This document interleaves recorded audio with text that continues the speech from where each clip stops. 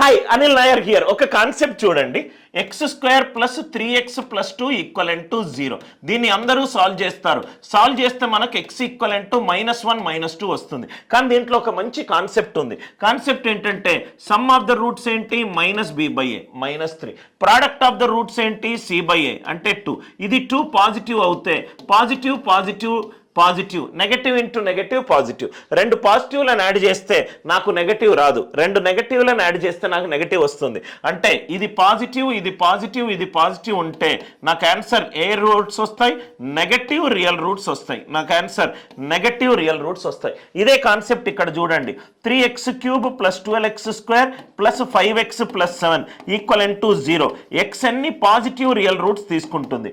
Answer ఏంటి చూడండి, positive positive positive positive. అసలు మనకు పాజిటివ్ రియల్ రూట్సే రాదు. కాబట్టి ఈ క్వశ్చన్కి ఆన్సర్ ఏంటి, ఎక్స్ కొన్ని నెగటివ్ రియల్ రూట్స్ తీసుకుంటుంది.